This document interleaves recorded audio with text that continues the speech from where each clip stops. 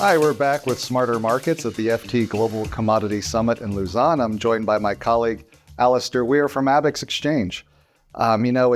We've kind of wrapped up the 3 days here in Lausanne, and I wanted to touch base with you, Alasdair, about how you're seeing the trajectory in the carbon markets right now. You were at the Wall Street Green Summit, I guess maybe 2 months back at this point, and then listening to some of the panels today. Where do you think people are in the carbon markets after what was a fairly tumultuous year? We had Michael Curran on a little bit earlier from Vitol, him talking about how he feels like the VCM is bottomed, a little bit more optimism about some of the progress that we're seeing around the world in compliance markets. What's your take? Well, I guess first, thanks, Dave, for having me back on. It's great to be here again. I think it's an interesting time. If you speak to the market as a whole, I think we're kind of at a point where we're starting to see the light at the end of the tunnel. After what was arguably a pretty slow 2023, I think, as you've obviously pointed out, Michael's suggesting that we've kind of hit that kind of bottom in the market. Prices are looking to be on the rise. Volumes are picking up. I mean, some of the exchange-traded contracts are starting to look more liquid than they were even 6 months ago. And I think that's down to really a number of factors. I mean, the tools that the market has at their exposure is obviously much better than it was 12, 24 months ago. I mean, obviously, we've had great news come out of SBTI yesterday around use of voluntary carbon credits for Scope 3 emissions. We've seen ICBCM make great progress on CCPs, announcing a number of eligible standards. VCMI is obviously doing great work around claims. So a lot of the pieces of the puzzle that the market was waiting to fall into place are now there. And that doesn't say anything about the likes of insurance products, new methodologies the market is developing. So I think it's an exciting time for the market as a whole. And I think there's certainly a lot more optimism.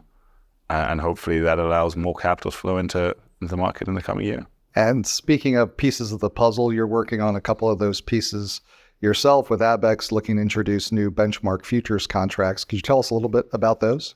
Sure. So we've been very busy the last 12 months kind of canvassing the market, trying to understand the kind of contracts that they feel the market needs. And so we've landed on 2 contracts to begin with. One, which is a Corsia Phase 1 contract. We feel that's very, very much needed for the market as a whole.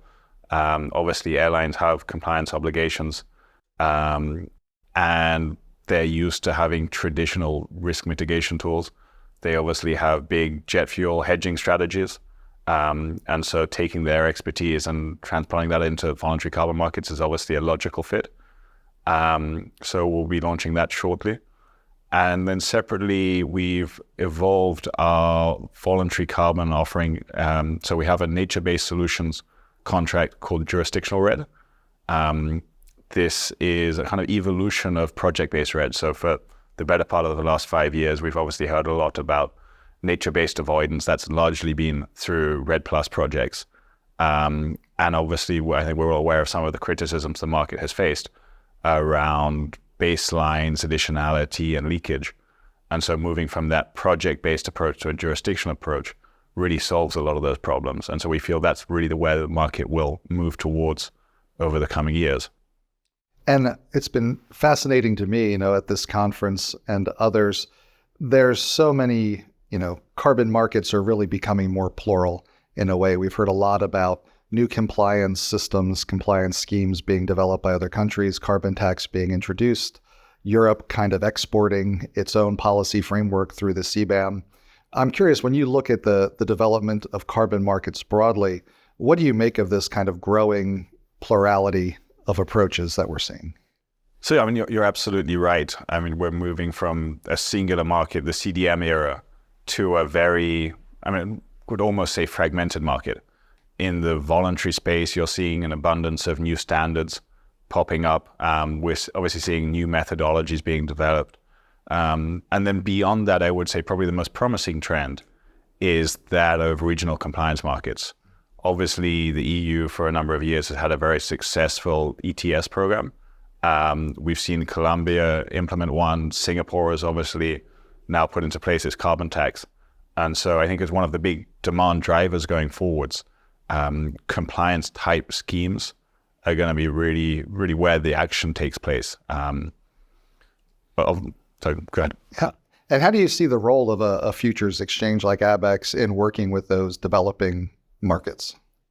Well, I mean, if you look at any other commodity market, obviously having price transparency, having a price curve, allowing for hedging and risk mitigation, that's the fundamental of a market.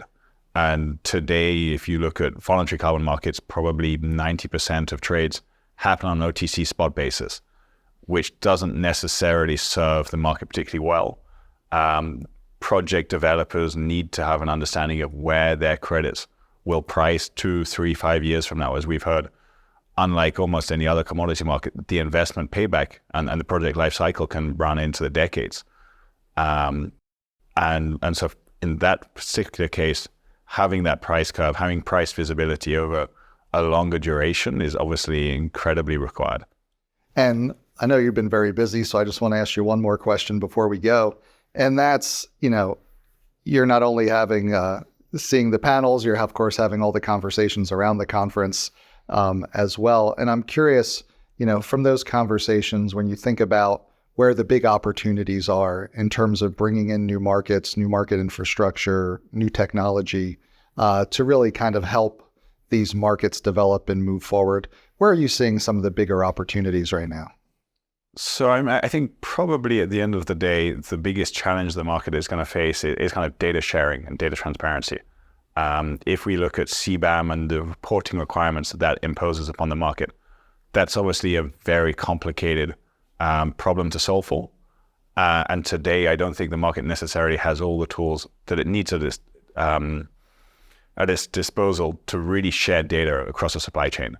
So I think if I look at what are some of the more interesting solutions that maybe are on the horizon, particularly around data transparency, data sharing, and having kind of granular data on a commodity. So what does the carbon concentrate of a steel shipment look like? What is the water requirement of that product? And being able to share that across supply chain partners is going to be, I think, a game changer. Well, thanks so much for dropping by, Alex.